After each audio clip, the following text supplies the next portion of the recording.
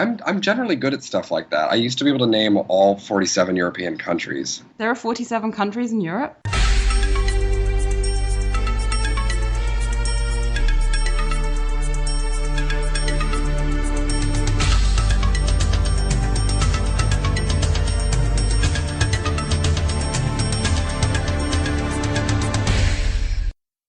Hi everyone and welcome to a new episode of Vassals of Kingsgrave. This is going to be a spoiler-filled edition covering the Max Brooks novel World War Z. It'll also incidentally cover, I would imagine, parts of the new Brad Pitt movie and also some of the audio book versions of the Max Brooks book. So with me today we have LordManderBlee. Hey, yep, this is me. I am LordManderBlee on the forums. I read World War Z a couple years ago, right after reading the Zombie Survival Guide. I have not seen the movie, though I know the plot summary, so that sort of counts, I guess. Yeah, and I love talking about zombie stuff, so. And we're also joined from Scotland by Glenn. Hi there, I'm Glenn, and also Dagos Rivers from the forum.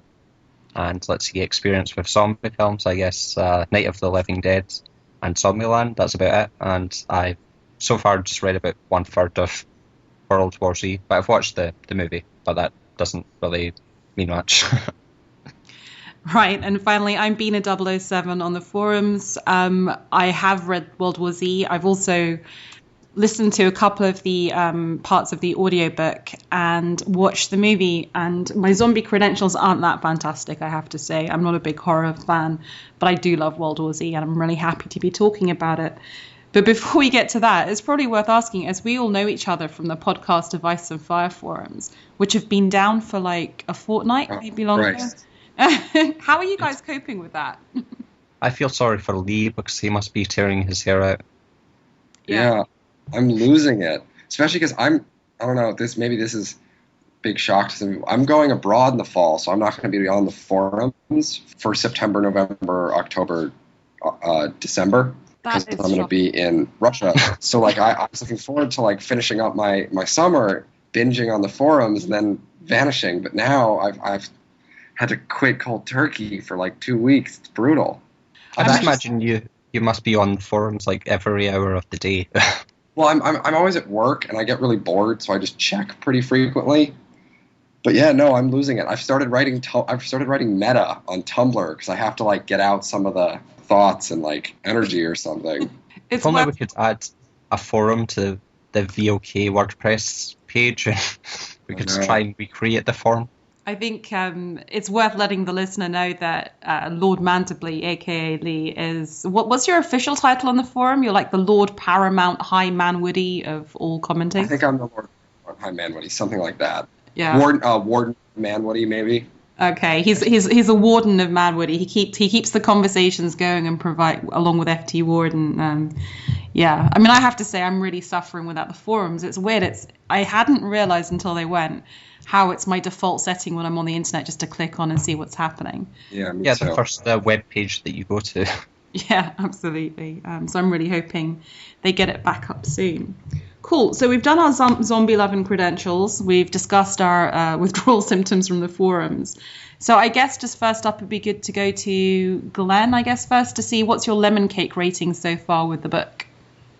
So far, I am enjoying the book so far. Yep. I would say that it's maybe 3.5 lemon cakes so far for me, from what I've read. Good stuff. I think that it's a very fresh and interesting way to present a novel, but let's see, I don't know if I'm enjoying it enough to give it a 4. Ooh, are you a harsh grader? Are you like Kyle?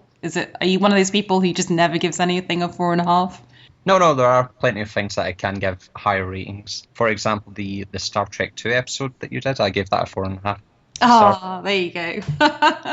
How about you, Lee? What's your lemon cake rating? As like a piece of zombie fiction, it's like a 5. Because honestly, I love how thorough it is and how much he thinks about things and how I'm also someone who loves alternate history, and I love that he gives you the whole world. Like, that's so awesome. As like a book, like a 4. It's good. I really enjoyed it. I think I read it in a single sitting the first time, just because I was at the beach, and I sort of like ripped right through it, and it's fun. But it's good. It's not brilliant. It's no Song of Ice and Fire. I think that's a harsh benchmark. I'm guessing we're also obsessed with Song of Ice and Fire, that nothing's gonna get, if that's the 5. I'd probably be like, I'd give it a 4. I think it's just exceptionally well written, and I'm so impressed by how thorough his thinking has been. And I read it also in one sitting just because I couldn't put it down.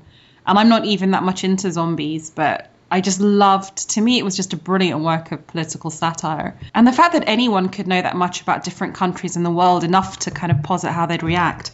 But I guess before we get to that, it's worth stating that the concept or the narrative of this book is an oral history of the zombie war. So it's written a little bit like Song of Ice and Fire, with very differing voices, where this kind of fictional journalist is interviewing lots of participants in what started off as sort of a small-scale virus that then spread throughout the world, led to utter chaos, and then finally sort of a war against the zombies.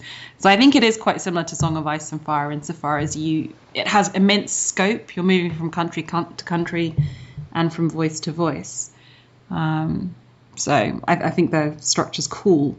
But I thought maybe how we'd kind of tackle this book, because you could do it country by country. You could look at how the Chinese react versus how the Americans react. But maybe just to take it chapter by chapter so that we get that sense of crescendo of what's going on. So the first chapter is warnings. And I've put here that in the show notes, the origin of this zombie virus is in China. In World War Z and the Zombie Survival Guide, it is implied that the zombie disease is something that's gone on for a long time. Like, it's like that, like, this is the first time it's ever been a real epidemic, but, like, there have been incidents in history where something maybe zombie-ish happened. So the idea is that, like, because of where it started, that's why shit got so bad so fast. And there's like Bina was saying, there's the whole thing, like, the Chinese pretend nothing's happening, pretend they're going to invade Taiwan to justify the military movement and to do the worst possible job of coping with it. And the U.S. does a really bad job as well. Whereas the Israelis hear rumors about it, look into it, and decide, like, if there's even a 10% chance of this being true, it's not worth it. So they retreat to pre-67 borders, invite all Jews, Israelis, and Palestinians into the country, and then build a wall like 800 feet tall. So I thought this was really fascinating, right? The concept that because they're so battle-hardened, they're going to be totally on top of it. But I thought it was so provocative, like this idea that when faced with this utter disaster, they're going to it's going to be so bad, it's going to convince them to withdraw from Jerusalem, which is the thing, you would never imagine. But also I love the idea that they're letting in, if so long as they're clean and past the quarantine, they're letting in Palestinians. And then there's an Orthodox Jew rebellion because they abandoned Jerusalem. And there's this little tidbit where they're like, but the rebellion was put down almost immediately because the Orthodox refused to enlist in the army and had no military training. I know, it's hilarious, isn't it? And you can't help but think that Max Brooks is making like a sly point there. But it just struck me that all the way through this novel, there's lots of things that are topsy-turvy. So, if you think popular prejudice against Israelis would be that they're sort of like hardcore militant and anti-Palestinian, and yet the first thing they do is let the Palestinians back in and have war against the ultra-Orthodox.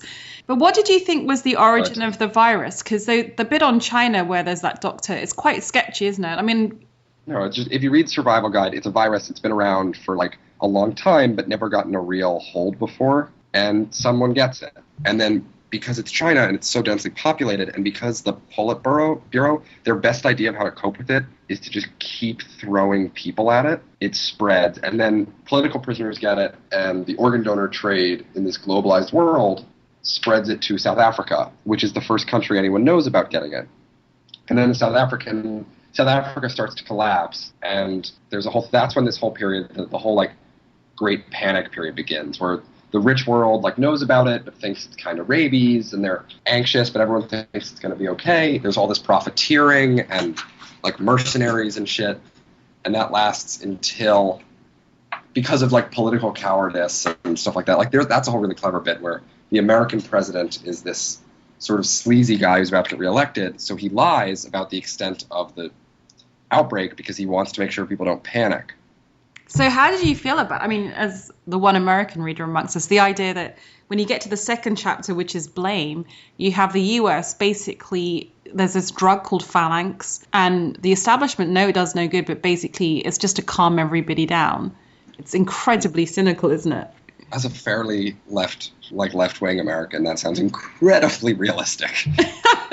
I mean, I also think the parts later on are realistic, where like it's heavily implied that the people who end up running the U.S. are Colin Powell and Howard Dean, as the big guy who's the Republican African American ex-general sort of guy, and then the wacko is the vice president.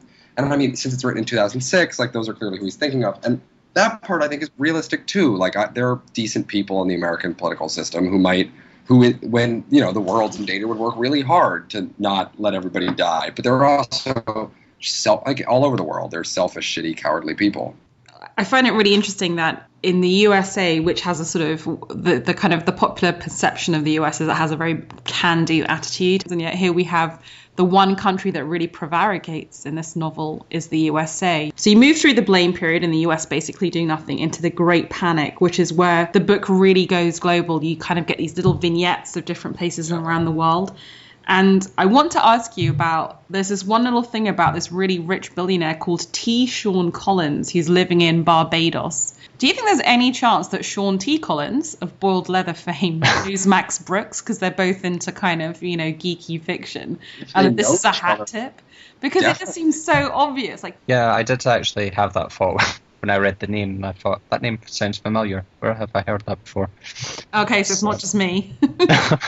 The one thing I'd say about that, I'd love that if that was true. He did write in 2006, which I think is a little before. It's definitely before Sean T. Collins was writing for Rolling Stone, and may have been before he was writing for any sort of real big mainstream publications. But it's also possible that he knows Max Brooks. Someone will have to ask him. Yeah, maybe I should tweet him later. You also get in this part lots of things of what's happening around the world. So in Russia, you've got discipline in the army really breaking up, so they decide to have a decimation, where they kind of pick one person from each unit and just they're all complicit in killing them, a little bit like the lottery, which we were talking about a couple of weeks ago. And in India, you've got the sort of the army trying to step in. And then you also have kind of the first hint that maybe Iran and Pakistan have just in the panic nuked each other, which is pretty insane, but so plausible. That's one of my favorite parts of the book, because that's the idea that, so for those of you who haven't read it and for some reason are listening to this, hi to you guys. That's the idea that Iran and Pakistan, since they're not enemies, they have no phone number, they don't have the red phone in the White House that the US and the Russians have, so that when shit gets bad, you can call and know that you'll get through. All these people start fleeing Pakistan into Iran, and the Iranians think that they're being invaded and start threatening the Pakistanis, who think that Iran's trying to annex part of Pakistan, and suddenly they're both nuking each other. And what I love about it, it's a bit like, how George R. R. Martin has Rob not be there, and you're sort of just hearing about what he's done garbled for other people.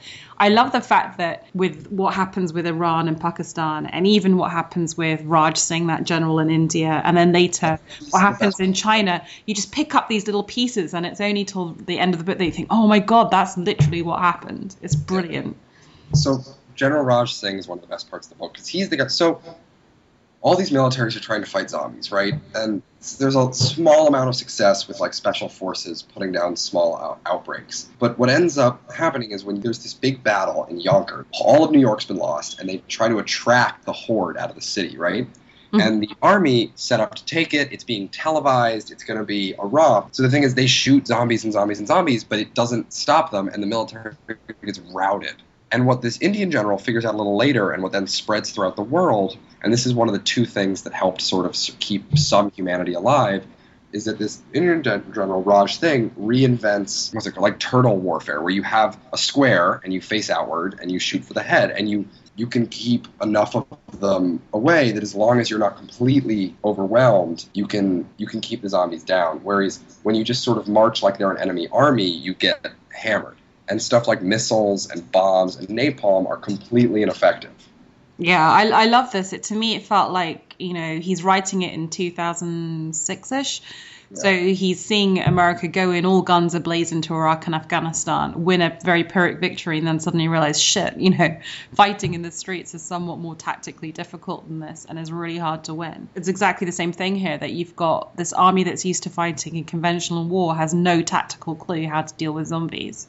And yet they have to go back to Rome and to the Testudo, which, Yeah, that was the word. Yeah, exactly. As a Rome Total War player, I'm very happy to see Testudo back. I love that part too, because it just reminds me of tropes in many films where the tactic is just gunfire or something like that. For some, it reminds me of the Terminator series, where they just shoot and shoot and shoot, but then it's not going to do any good. It's only going to freeze them or stop them for a split second, but it's not really going to help their purpose. And it just made me think of that when the soldier was commenting on like a huge range of ammo fired at the zombies, and it had very little effect at all.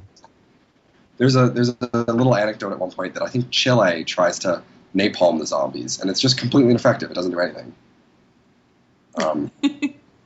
Yeah, this concept that the zombie, even though they don't need the body, obviously any of the kind of conventional biological functions to remain alive, they seem to be quite impervious to things like, that their bodies take longer to deteriorate. Even when they're frozen, they defrost after the winter, and they haven't kind of deteriorated as much as they should. The virus kills any bacteria. So the bodies deteriorate from like natural causes, so like wind and like destruction, stuff like that, but that there's no rotting. But why wouldn't napalm work? I mean, why would just setting something massively on like hugely hot fire work? Napalm I'm pretty sure, I don't know anything, but I'm pretty sure that napalm burns itself, and that's why it's so useful against people, because you can't put it out. And when it's on you, it burns you, but it doesn't and if you're flammable, it will set you on fire, but it doesn't really, it's not like putting a zombie into a furnace, which would incinerate it. Oh, okay. So if we have any Vassals of Kingsgrave listeners who are pyromaniacs, please contact us and tell us how napalm works and why it won't kill a zombie. How wrong I am, because I'm probably very wrong. I'd love to know. Okay, so we go through the Great Panic, and that was actually one of my favourite chapters of this book, because the sense of everything building up, and you just think, oh my word, how are we going to get out of this? And then the next chapter is the Turning the Tide one, which I think as political comment is brilliant. You start with a Rediker plan coming out of South Africa, which is basically this sort of apartheid white South African, basically having the nasty balls to say, look, you can't save everyone. So Nelson Mandela calls him in to the council and is like, so this is a plan the apartheid government had, which was, if there's ever a rebellion, instead of trying to save everybody, you build a bunch of safe zones, only some of which are safe. And while the rebellion, or the zombies in this case, are attacking the safe zones that are weak and demolishing them, you have time to build a strong enough defense for some of the safe zones that they actually become fairly impenetrable. Pull as many people behind the Rocky Mountains as you can, and you stay there, and you have to abandon everything else completely. Or for like England, they all go to Ireland and Scotland, and they leave. There are lots of settlements that are trying to protect themselves. They leave in the south, but they don't reinforce them, and they don't really help them because they're basically bait. This is my favourite chapter so far. I like the part about it's just a line which states that the zombies are only as strong as the humans that they take capture of. It's strategic because having the weakest people infected would be easier to fight than the stronger human beings. It's in the story, the Rediker guy is so broken by having to suggest this that he has like multiple personality disorder and ends up in an insane asylum. But Nelson Mandela is like, this is what we have to do. It is better to have some people alive than everybody dead. Yeah, and it reminded me a lot of, I'm a huge Battlestar Galactica fan, and very early in season 1 of that show, in fact, not quite the miniseries, maybe season 1, when they realize they've lost the war. And so this is very analogous, right? Because it's only when the Battle of Yonkers happens that America in particular realizes, okay, we've lost the war, now we need to regroup and work out, now it's about preserving humanity, and then we'll worry about fighting back. So in BSG, you get to that same point very early on. We need to jump away from the invading alien Cylons. Do we leave half of the force that aren't on ships that can make that jump? So I think we're at a point where we can sort of summarize, as long as Glenn doesn't mind, we can like sort of swing over. The U.S. pulls back behind the Rockies. And there are settlements that survive because the U.S. is a country filled with guns and pretty independent people. And so, like, Omaha is fine. Tallahassee is untouched. The Rockies is where the country goes. And then, like, South America is mostly overrun. Like, the British do something really... I love the part with the British. The Queen says that anyone who can reach one of the royal estates and fortify it will own it. And then the royal family goes to England, Scotland, and Ireland, except for the Queen, who won't leave London. And she stays with other refugees under Windsor Castle, and I'm pretty sure survives the whole war. Yeah, so let's quickly do Windsor before we go back to Homefront USA. Yeah. Because I also love that chapter. So basically the concept is the Queen, as her father and mother did during the Blitz, decides to stay with her people, which I find totally plausible. I do not, in fact, I would find it more plausible even to think the majority of the royal family would stay. And they go to Windsor Castle. And this is where Max Brooks is genius. He recognizes there was a savage fire at Windsor Castle and that they did have to upgrade all the security and the alarm systems and fire systems. So now actually it's like a really awesome modern fortification, and they have all the old weaponry there. And he talks about how in Europe, because the history of Europe, as we know, kind of influencing George R.R. Martin, was one of huge political instability for 1,000 years, where feudal laws were just going at it. So Europe has brilliant castles with great fortifications and moats. And luckily, because it has hardcore winters as well, if you can hole up in the castle for summer, then you can forage outside of the castle in winter where the zombies are frozen, try and get enough stores for the next summer. So I find that really... Spanish. And the Pope ends up in Ireland, doesn't he? Yeah, what happens with Ireland? Because that's in the... Ireland's just an island. I think they managed to protect it, keep anyone from getting there. Whereas Iceland is an island, and it's the country that's worst hit in the whole world because they have no military and they get swamped with refugees, and every single Icelander dies. But let's go back to Homefront USA, because I think that's just the most hilarious chapter where you see the US withdraw behind the Rockies, and then you just have this kind of retraining exercise. And it's this wonderful social satire where suddenly all these high-paid Wall Street execs and Hollywood execs are completely and utterly useless and have to take orders from the people who used to work for them, like they're, Hispanic immigrant kind of handymen who actually now have useful skills, which I think is just brilliant. There's a social satire, a class satire, a race satire. Especially, you really discover that melee weapons are some of the most effective in the whole world at anything. Because the thing is, like, guns are great, but it's like, if any of you, if you're listening to this, you probably like zombie stuff in some way, shape, or form. And the thing about guns is they jam, they run out of bullets, they need to be reloaded, blah, blah, blah. Whereas as long as you're not being completely overwhelmed in number, like a melee weapon is a safer, more effective bet. There's a whole bit about how 500 Maori soldiers managed to, before they're overwhelmed, they destroy the entire Auckland. So Auckland's the capital of New Zealand, and they survive they kill the entire horde before they're completely overwhelmed. So yeah, so they train. So like all these people who were sort of lower class, poor people with more useful skills end up, they become like the sergeants and the captains, and it's just so clever. I should point out before anyone writes in that the capital of New Zealand is actually Wellington. Sorry. Too far away. And then the other thing, of course, because I'm obsessed with movies, that I loved in the USA chapter, is the idea that they start off having this Spielberg-type guy making propaganda movies that give everyone hope. And, years later, you then interview people who were actually there at the time and say, it wasn't like that at all. But I really like that. Well, they also, I like that a lot too. He's one of the point of view characters, or interviewed characters, the guy who does the movies, isn't he? Yeah, absolutely. I liked that. The other thing, about the Quislings, the thing is that they end up you end up learning, and this is perfect and it would be so true, is that people kill more people than zombies do. Yeah, In the apocalypse, the nuclear exchanges, all the civil wars and the violence and the brutal and the Quislings and all this other shit causes a lot more destruction and the fires and all that than just the zombies do. It's the chaos that kills the most people. And also just their own stupidity. Like there's a whole sequence also in, I think, Homefront USA about people moving north. So they realize that zombies freeze. So like, right, we're going to all head north. Canada. And we're going to take our laptops and other stuff that is going to be absolutely useful when there's no electricity supply. And it starts off like some happy camp. and it's all very kind of, summer camp and singing songs and whittling wood, and then it just descends into hints of potential cannibalism, maybe. I mean, it's quite nasty in the end. There's a bit in Europe about how a lot of the European governments retreat to like safe zones and then make a really bad decision, which seems like a really good decision, which is kick all the convicts out. But the thing is, what the American government and the Russian government realize, and that Max Brooks then makes a point of, is that the prisoners are actually like kind of the best people to survive in the zombie zones. I love how there's a police siren in the background right on cue when you start talking about it. It's New York. There's always a police siren.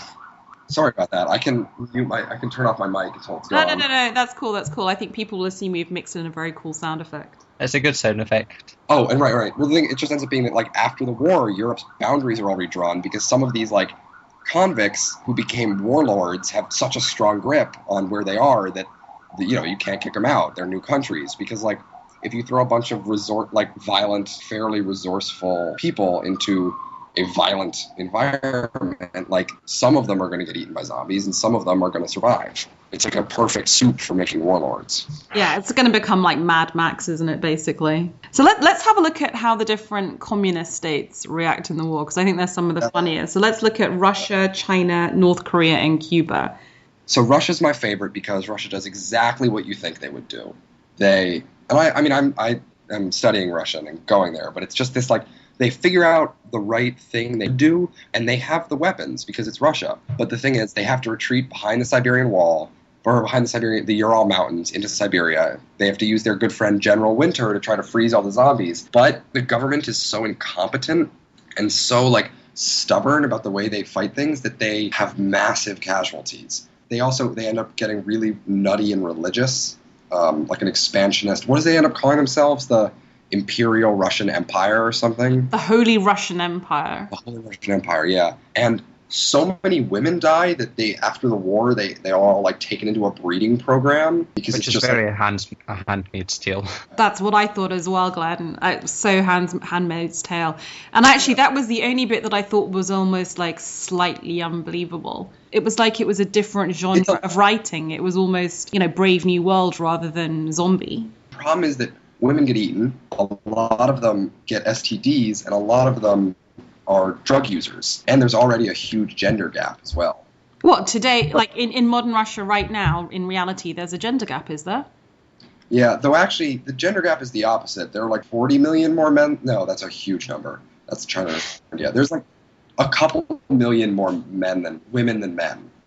See, this is what I find implausible. Like, if you look at sort of most of history, like, whenever you have a war, you always have a cohort of men that have gone, and so it's usually the other way around. So I would have thought it would have been far more provocative for Max Brooks to have some kind of, like, internment camps where you have guys who have to do their duty and impregnate a bunch of girls rather than the other way around. And then, we said this earlier, but China's just incompetent. Like, so bad, they end up, a nuclear submarine that sort of had survived ends up, a civil war starts almost immediately because the military revolts, and a nuclear sub ends up nuking the Politburo because it's the only way to end the civil war. And then the new capitalist version of the country, which is decimated, like 90% of the population's dead or more, sort of inherit the broken country because the Three Gorges Dam collapses. By the way, just to go back a few minutes, let's see, I just found this. So Russian population, 68 million men and 77 million women. 9 million, so that's... Yeah, so your numbers weren't far out, right? I mean, it's the right order of magnitude. I think I said 4 and 40, so those are, like, wildly different, but 9's in between them. So I'll take credit for that. Okay, so on to the North Koreans, which I found unbelievably awesome. So basically, the North Koreans, because they monitor, like, everything and are, like, a hugely paranoid state, are a little bit like Israel, and South Africa, very well equipped to deal with this because they're states that have good surveillance and are ready to believe the worst. And they basically just suddenly vanish. Like, the South Koreans, like, just a minute, there's no one in the demilitarized zone anymore. We're not getting any spies infiltrating of our stuff. We're not getting any refugees hopping the border. It's suddenly gone weirdly quiet. And the concept is that they're such a indoctrinated and highly disciplined country that they just withdraw. They're just ordered to withdraw to whatever madcap underground tunneling the Kims have created under North Korea and are kind of like never heard of again. So one assumes that some sort of zombie-like Balrog went into those tunnels with them and wiped them out, never to be seen again. But I love that kind of just, they suddenly vanish. For all we know, there are 20 million zombies underground in North Korean bunkers. So on to Cuba. Cuba is the winner of the zombie war. Again, I mean, I just love this topsy-turvy political world in which Cuba is the winner. The Cuban peso is the de facto world currency. Basically, again, like North Korea, very disciplined, very unified nation. Lots of doctors because, hey, Castro always invested in medicine. And basically, the tide is totally turned. So the Cubans are like, you know, having boat people come from Florida to try and get into Cuba. Well, and that's their big advantage, that Americans don't really want to go to Cuba, so we swamp the rest of the Caribbean. No one goes to Cuba, which is their big advantage. Yeah, but they do let in the Hispanic Floridians. And what's really hilarious is that you end up with this kind of composite culture where you have the community spirit and the good medicine and everything from Cuba, but you also have these kind of new Americans bringing their middle-class capitalist ways, kind of economy. Yeah. That's absolutely the winner in the war. So that just made me very happy. I really like that a lot, too. And I guess the other thing we should cover is what happened. Don't forget the other winner. The other winner is because with China all fucked up, Tibet declares independence, and Lhasa ends up being the world's largest city because it's completely intact. Oh, of course, Tibet, yeah. Totally. Yeah, because the Himalayas are too high up. Zombies can't really get up there, and they freeze, and it's really easy to defend. And the cold is the perfect protection. So Tibet ends up being one of the world's, like, Tibet and Cuba are the big winners, which is just like, I don't know, I like that. It's like a clever inversion. So it's like the Veil. Yeah, absolutely. It's actually exactly like the Veil. And okay, so now we get to my one big, well, not my one big issue with the book, but the thing I find a bit cheesy is, you know, it's a book that's so subversive about all the ideas we have about different countries and, you know, race and class. And yet when it comes down to it, you get the Honolulu Conference where all the kind of scraps of government around the world that have managed to survive get together. And good old USA ambushes them with the idea that we should get on the offensive. It's time for humanity to take the world back from the zombies. And it is an inspirational Bill Pullman Independence Day-like president who does this. Did anyone else think that was really cheesy to have Americans save the day? I would agree with you if he gave the speech and they listened. But the thing is, he gives the speech and everyone ignores him.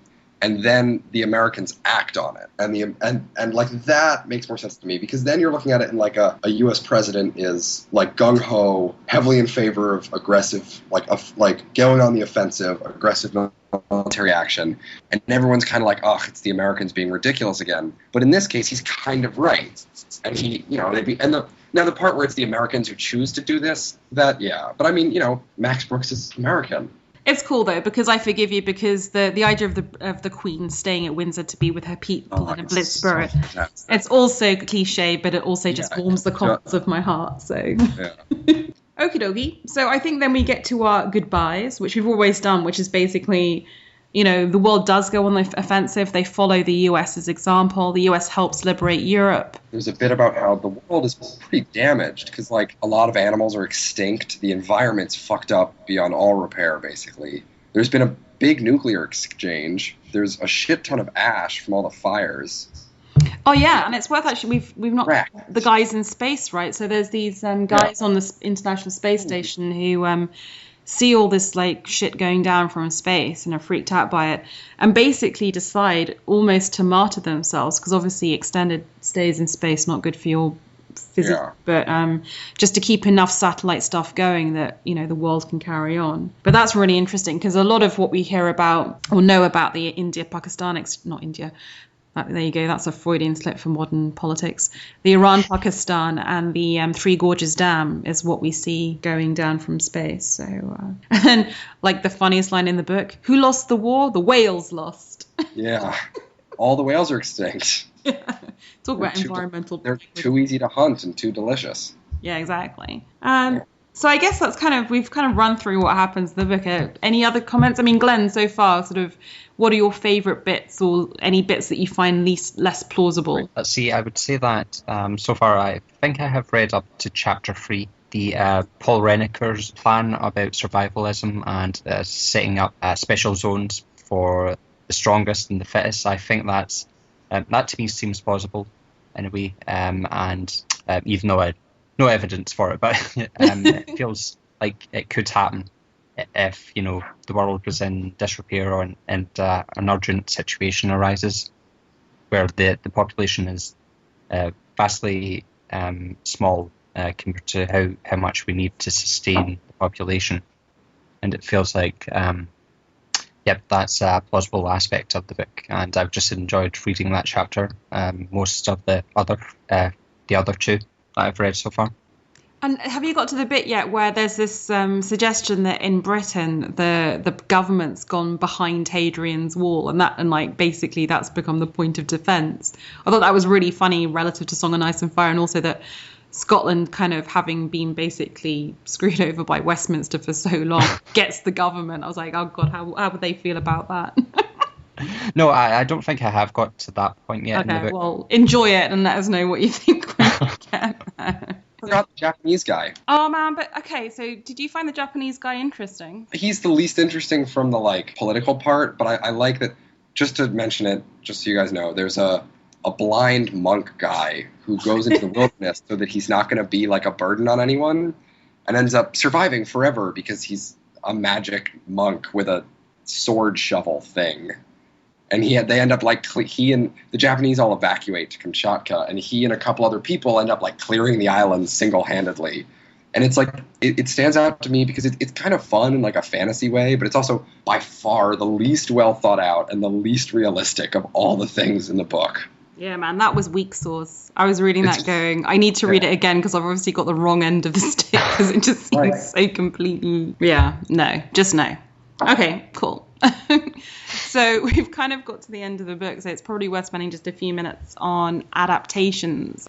There's basically, this is what confused me. There's 2 sets of audiobooks of this. There's one that was released via iTunes recently to coincide with the movie. That's a straightforward reading, which is not as good. And then there's an original one that is, it was an abridged version that came out in the USA when the book was out, which is harder to get if you're not in the USA, but it's worth hunting out. And it's like War of the Worlds. They've got all these different, quite famous culty actors doing the different really good POVs. actors. Yeah, so you've got Mark Hamill, Simon Pegg, just lots of really brilliant people. And if you haven't got your hands on it, it's really worth doing so. And then because that was an abridged version and was so popular, later they did go and backfill the other chapters they hadn't done. So I think you can now buy it. Yeah, it's not like Nathan Fillion, Carl Reiner, Simon Pegg. The wonderful thing is, it's not just that they're random famous people, it's that they're famous people from the world of cult TV and film. So, it's people from the world of Joss Whedon and people like Simon Pegg who love zombies, right? So it's a real... It's also a Song of Ice and Fire connection that was published by Random House, the audio book. Ah, okay. Interesting. So there you go. That speaks to the quality, I guess.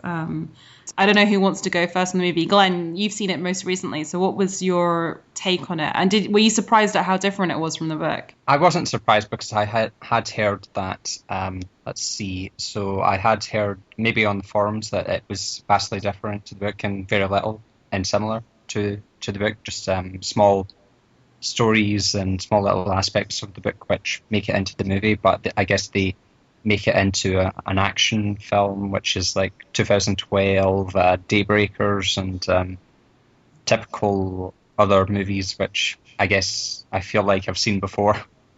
And I would say that I enjoyed the movie, but I guess I would rate it as 3 lemon cakes. Isn't it? It's. I've heard it's a fun zombie movie, but in no way is it World War Z. No, I mean, I think that's a bit unfair. It's definitely situated in the world of World War Z, so the rules about what can and can't kill a zombie and all that kind of stuff is the same. You have the Redica plan, you have Israel withdrawing behind its walls, and, I think there's definitely a lot of... You could say that this is almost like another POV that takes place in the world of World War Z, but that's been filmed as a just normal narrative. And you do have the story about the Chinese doctor in the movie. Yeah, absolutely. But then it's had this rewritten final act that's it just changes dramatically in tone. Also, that wall was not 800 feet. Yeah. This is true. It's true. It's not, I mean, in the context of walls that we all know and love, it's not as cool. So I thought it was a good enough movie, but when I heard it was announced that Brad Pitt was really interested in it and had optioned it, I was hoping that they would make a kind of mock documentary where they had a sort of fake talking heads interviewing people and then flashbacks to what was happening. I was hoping they would mimic the way in which the book was written, but obviously not. A mini series. Yeah, I mean, this would be a brilliant kind of HBO or sci-fi series, wouldn't it? Preferably HBO because of the budget, but yeah, it would. Have you heard what the original ending was? In the film, originally, he went to Russia and joined in a big battle scene in Russia and was very much depicted as an action hero, kind of Bruce Willis style. Well, but it's also darker because there's a woman, I haven't seen the movie, but there's a woman who's with him when they arrive in Russia, and they're separated, and they're there for a long time, press ganged, right? He ends up rescuing the woman from being raped by some soldier who had stolen his phone. He gets the phone back, calls his wife, who is now in like the Everglades because that's where the Americans have fled to. And he's like, oh shit, you got to get somewhere cold. And then the phone gets taken away from his wife by the soldier who she's been like selling herself to because it's the only way to survive in this camp. And then the soldier's like, your old life's over. Stay in Russia. Fuck you. Yeah. So basically, no, he's not with. I don't know about the wife thing, but he's with an Israeli female soldier when she gets kidnapped by Russians. Okay, but it's what the point was that it wasn't so much that they didn't like it because the movie got dark. It was that he became an action hero when the whole first 2/3 is about how he's a family man, he's a stay-at-home dad. It's an emotional, character-driven story, and it felt inconsistent. So they spent all the money filming the Russian stuff in Budapest, and then had to get rid of it. And then you get this really, instead, a very quiet, sort of almost British thriller set, almost improbably for British people in Wales, which seems like, kind of a bit of it's almost like that would be the quiet start of a movie before you built up to a crescendo, whereas this movie starts to crescendo and then gets quiet again. So it is weird. But the good news is, or I don't know if it's good news or bad news, everyone thought the movie would bomb and would make its money back, but it's actually done surprisingly well. So Brad Pitt is now talking about doing a second one, which would maybe take us into the more all-out total war and give us, maybe use some of that darker footage. So you may still get it. That's right. It's it's 423 million so far, but I think it could go up to about 500 million in box office worldwide.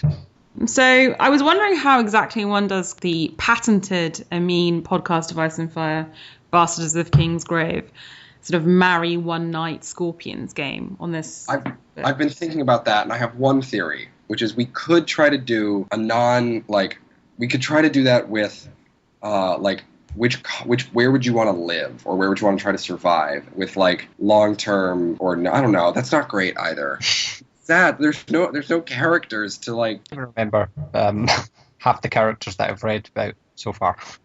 Yeah, because the whole thing is this is not a character-driven book. This is a book, and indeed a movie, about big, epic political and cultural and social stuff going on. But it's, despite the fact that you do have the US president being a kind of hero, he doesn't get a POV chapter. It's a bit of a kind of anti-hero book. It's just about, and the people who are heroes are always off screen. They're like the Robs of this tale, like Raj Singh, who kind of is a bit dissed in his own country, but ends up creating the tactic that helps save the world. They're not standout heroes. So I think maybe we applied to Amin for a free pass to not marry one night Scorpions, because I don't know how you do it. Sorry? It's also so you do hear the viewpoints of these characters, but you never return to them again. It's just this one-time thing, part of the chapter or part of the chapter, and then that's it. On to the next person. Absolutely.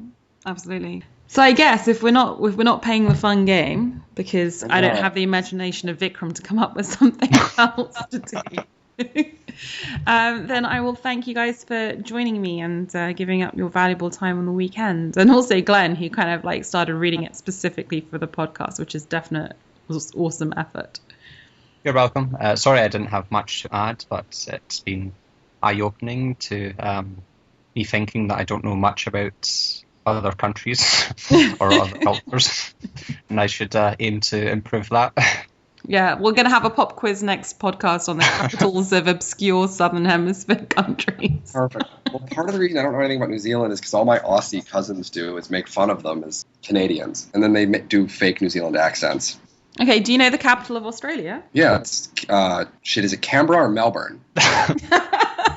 Wait, I know it's not Sydney. It's damn it. Okay, listeners can tune in next week for the capital of Australia. It's Canberra. It is Canberra. I got it. Cool. Okay, well, it's been fun recording with you, and I guess, are we all on the podcast next week for sort of Feast Dance Part 2? I believe so. I'm doing Aria next week. Excellent. Well, let's hope that the forums are back up and running and it's easier to organise. I'm literally getting the shakes. It's quite scary. In fact, I was so desperate, and this is no insult to the Tower of the Hand, that I actually I never go to the Tower of the Hand website unless there's like a new essay by Stefan Sasa. And I actually went just to have a look around because I was just so desperate for an fix. But no, I came back with my tail between my legs. Just got to wait for the real thing. No substitutes. Yeah.